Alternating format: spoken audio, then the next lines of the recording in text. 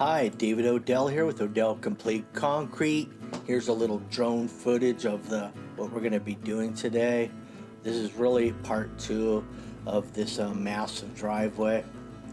We've already done the part behind us, and you can see a little bit of it there on the bottom right. There's our 16-foot aluminum screed.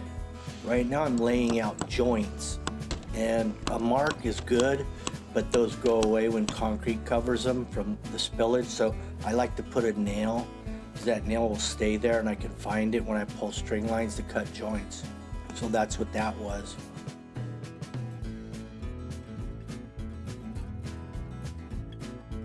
Now we tailgated the first load, but because we have the apron approach fully dug out, we didn't want to back the concrete truck over the curb and gutter because it was in bad shape already.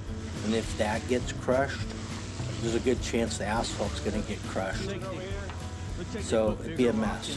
So this is the safe way to do it. It's either that or you leave a lot of dirt piled over it and then you back over that, then you have to dig it out after. But the way this is done, it's pretty much all ready to go. Plus we're waiting on inspection for that front section. That's the off-site, which is Public Works, and that's got to be inspected.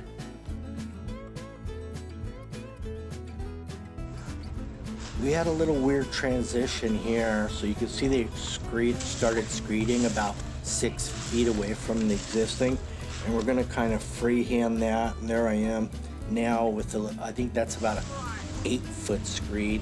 I'm just transitioning it down, kind of like a little ramp down. It's not really visually until you put a straight edge on it. But that's the transition right there. Rebar's number 3. It's all on chairs, 1.5-inch chairs, and they're a lot less than the concrete dobies, you know, price-wise.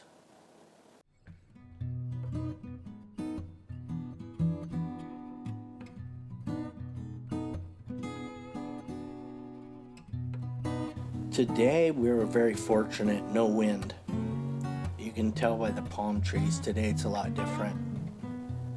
So we won't need the surface retardant. We do have the mix in, which is I think he did a 2% retardant, and he's got the fiber mesh. It's a 3,500 psi pea gravel. So we have the retardant mixed into the concrete because it's 100 plus degrees outside. Although we don't have the wind, so that's nice. Now that's all new fencing right there, and that was done by a fencing company called Calzone. And the old fencing that was there, that's what was utilized for the back gate, the new gate.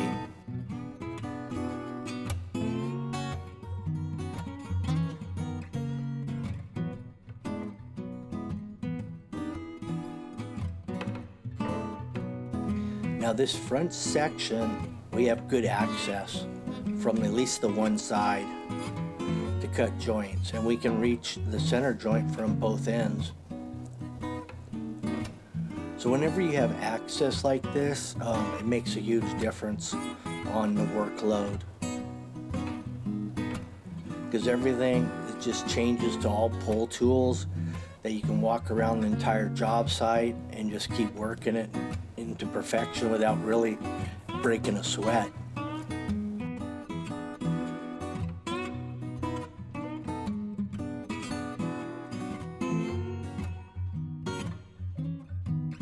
I like to compare it about 5-to-1, easy access versus hard access.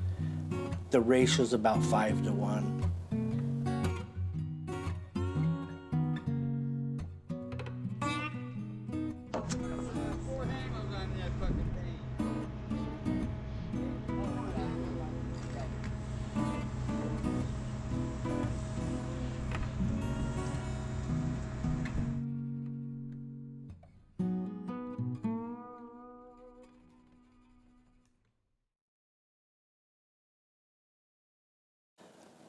Here's Joe. He laid the hand joiner all the way down so he could get the furthest reach possible. Now I'm just running the bull float to knock out the joiner lines.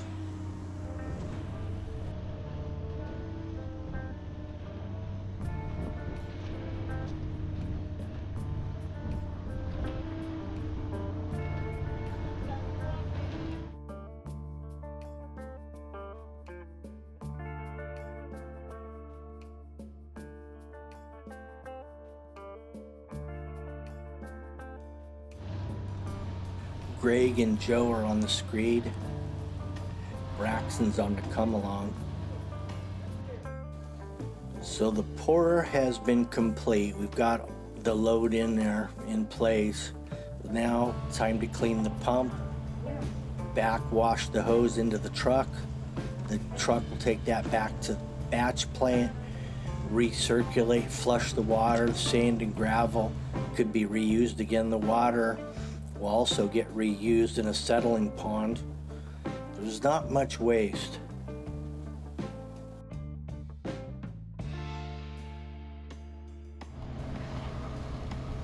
Here's the 6-foot cutter. You know, with this 6-foot cutter, you don't really need string lines when you're working with a 16-foot area. You can pretty much, if you know where you want to start, you can just eyeball it the rest of the way.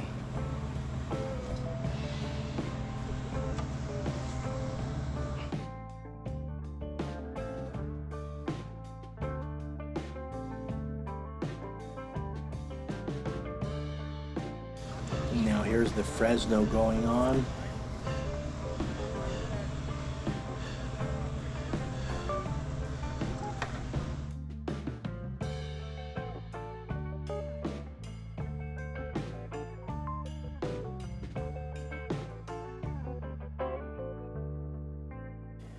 Dual Fresnos in action.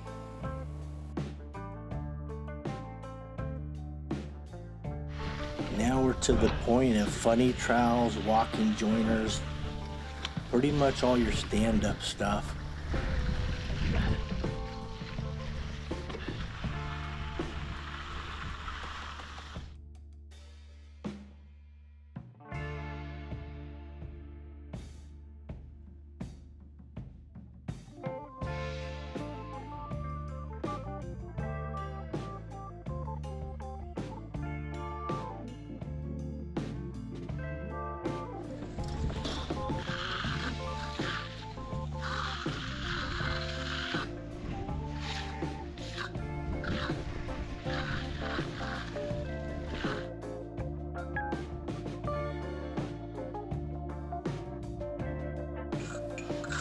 Now this is just about ready for the broom.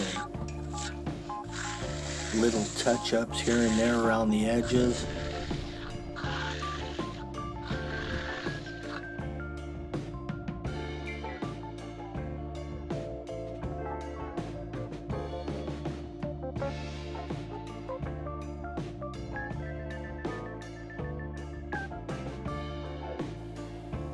Here comes the broom. Greg's got the broom.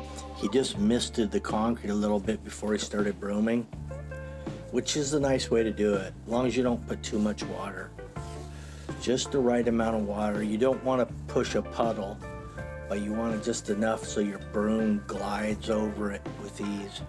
Now here's the curing compound going on.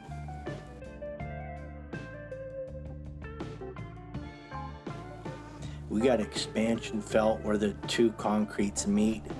Also, we're going to have felt down here in between the approach and the driveway.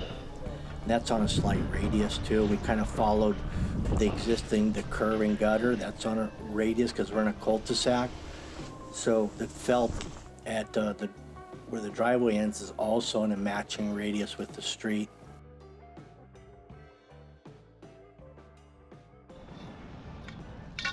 I did a lot of delivery out there because I could get $350 a yard. So I take my truck up there and fucking spend the day and make fucking.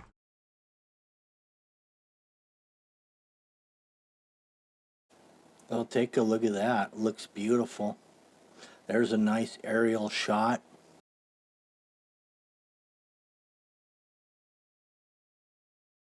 Now, do we still have, yeah, see that little dark spot there? That's curing compound just puddled up there. I think Kenny went back on his strip day and he kind of scrubbed it with a good stiff brush and water, and that came right off. Anyway, thanks for watching. Make sure you like, share, subscribe, hit the notification. That way you'll be notified on our next magnificent upload. Have a good one. Bye. Odell, complete concrete. Odell, complete concrete.